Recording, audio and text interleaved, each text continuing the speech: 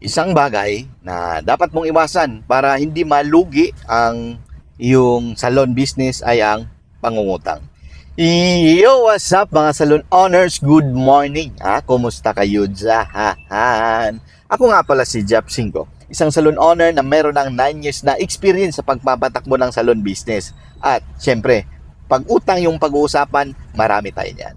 So ngayong araw na to, na-topic ko to dahil meron akong i-share sa inyong kwento tungkol sa pangungutang, no, na dapat yung iwasan. Lalo na sa nagsisimula ng salon business o gustong magsimula o nakapagsimula na at nangutang ka. Panoorin nyo to. Nung mga last 2 years ago, 2 taon na nakalipas, meron akong salon na inassume. Dito lang din, malapit sa amin. Ngayon, ang problema niya, unang-una niyang problema, hindi siya marunong sa services. So, wag niyong pasukin talaga ang salon business kung hindi kayo marunong sa salon services. So, pinakaunang problema. Pangalawa niyang problema, ang pangungutang. Dito kasi sa pangungutang, marami ang hindi intindi. Maraming nalilito. Maraming nagsasabi na okay lang mangutang, marami ding nagsasabi na wag kang mangutang. Pero kadalasang sinasabi ng mga baguhang negosyante o nagsisimula pa lang sa pagnenegosyo wala tayong kapital. Ngayon, ang pinakaunang gagawin, mangutang.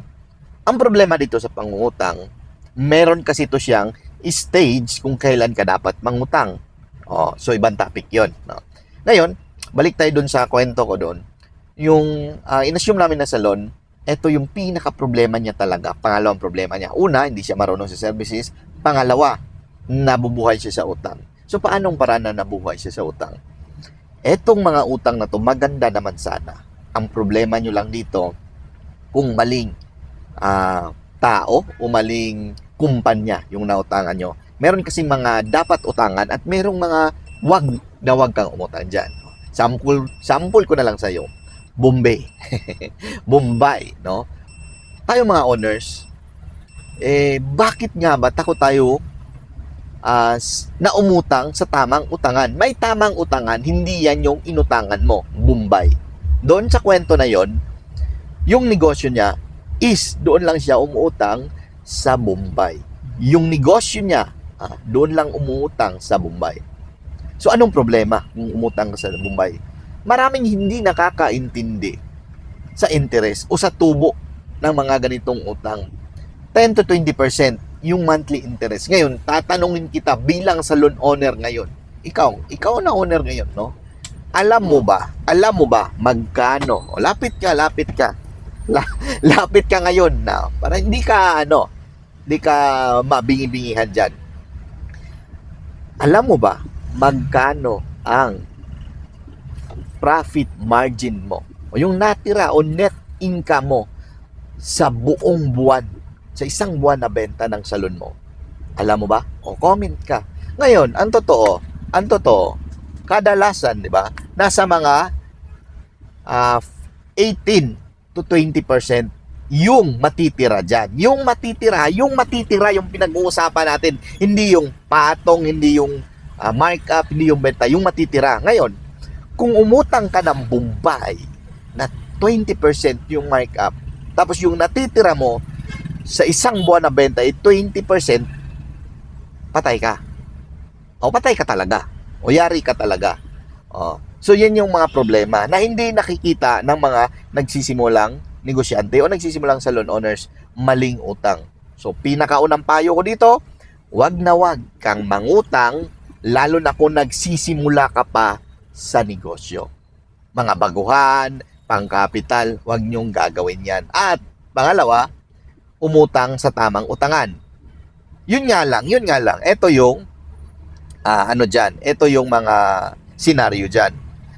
Hindi ka naman talaga papautangin ng bangko kung wala kang umiikot na cash flow. So, saan dapat uutang? Sa bangko. Pero, yun nga ang problema. Kasi, hindi ka papautangin ng bangko kung wala kang umiikot doon na cash flow. So, paano nga ba? So, basta, sinasabi ko sa inyo na wag kayong mangutang para sa pag-start ng negosyo. Kailan dapat mangutang? Nako, next topic yan. Ito bang isang kwento? Ba't na bad trip ako dito sa utang? Meron akong kakilala, kaibigan o kamag-anak, personal, no? Kakilala. Ngayon, ang problema niya, hindi niya to ginamit sa negosyo, ha? Hindi ko alam yung buong kwento, pero alam ko wala silang negosyo. Ang unang utang lang nila, sa pagkakaintindi ko, is mga 30 lang to 50,000. Yung mga ganyan, no? Maliliit na utang. Ngayon, ang pinakapagkakamali na ginawa nila, unang-una, umutang sa 20%. Na kahit tayong mga negosyante, hindi natin yan gagawin. Paano na lang sila, wala silang negosyo? Hindi nila alam, hindi nila naintindihan gaano kataas yung interest doon. Di ba? So, ang nangyari, alam nyo ba, na bad trip ako dito kasi kaibigan ko to, personal kong kakilala, ngayon nalubog sila sa utang. Kaya bad trip ako sa usapang utang. Na ang laki ng interest, di ba? Kahit nga sa bangko ngayon, yung mga 3% na yan, ang laki na yan para sa mga negosyante. Ano pa kaya yung hindi ka marunong magnegosyo? Tapos, ang markup dyan, o ang patong, ang interest dyan, is 20%. Kaya, sa mga salon owner ngayon, kung alam ko naman, kadalasan, sa mga negosyanteng nagsisimula pa lang, umalit pa lang, nangutang tayo doon sa mas madaling utangan, doon sa mas madaling lapitan. Pero kung nakautang ka na, wala tayong magagawa dyan. Ang gawin mo na lang, kailangan mabayaran mo yan ng mas maaga. O, halimbawa, ang terms nyo dyan is 6 months. So, kung kaya nyo bayaran ng 2 months, ibalik nyo na yan. Kasi every month, ang laki ng markup ng mga ganyang utang. Kaya, bad trip ako sa ganyang utang. Bakit ko nga ba ito sinishare sa inyo, no? Kasi, alam nyo, naniniwala ako as salon owner, entrepreneur, na tayong mga negosyante lang, salon owner lang ang kaya, ang totoong pag-asa ng bansang Pilipinas, no? Ano na natin ngayon, napakagulo na ng Pilipinas, no? Hindi ko alam kung next 10 years, gaano na tayo kalala, no? Alam nyo naman yung mga nangyayari dito sa ating bansa. So, tayo yung pag-asa, tayo yung may kakayahan na baguhin, no? Sana dadami pa yung mga mabubuting salon owner, mabubuting entrepreneur, mabubuting negosyante na katulad mo. So, kung katulad kita, lakihan mo yung pangarap mo, magtrabaho tayo, galingan natin, hindi para sa sarili natin. Kasi, kung ang pangarap mo lang sa pagnenegosyo ngayon, sa pagtatayo mo ng salon ngayon, gusto mo lang kumita, o gusto mo lang yumaman, gusto mo lang masenso sa buhay, napaka makasarili mong tao. Yan, sinasabi ko sa iyo. Kasi, kailangan natin tumulong sa ating bansa. Kung hindi man, gagawin. Eto, para sa akin, gagawin ko to hindi para sa sarili ko, para yumaman. Ang totoo, automatic naman yayaman tayo. Pero yung makapagbigay ka ng maraming trabaho dahil nakapaggawa ka ng maraming branch, napakalaking tulong na yon sa ating bansa. At tayo mga entrepreneur, may kakayahan tayo mag-isip, magsolusyon ng problema. Kaya kung masolusyon na natin yung mga napakaraming problema sa ating negosyo, alam ko makakatulong ako sa takbo ng Pilipinas na maayos natin. So yan lang, good morning. Trabaho tayo mga saloners. Tulungan tayo at walang siraan dito, walang budulan.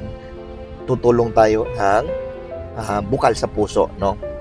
At kung gusto niyo ng ganito mga content, pasok ka sa ating grupo, Salon Business Owners PH, at follow niyo ako, Jeff 5, no? At nagtuturo ako tungkol sa pagpapalaki ng salon, pagpapatakbo ng salon, dahil meron akong 9 years na experience sa pag-handle ng mga tauhan. Kaya yung problema niyo sa staff, problema niyo sa pag-handle ng business, ng salon, pagpapalaki, marami kayong matutunan dito. At nga pala, magpapa-franchise na tayo next year. Salon, pamalakas salon ng Mindanao. Bye-bye, trabaho tayo.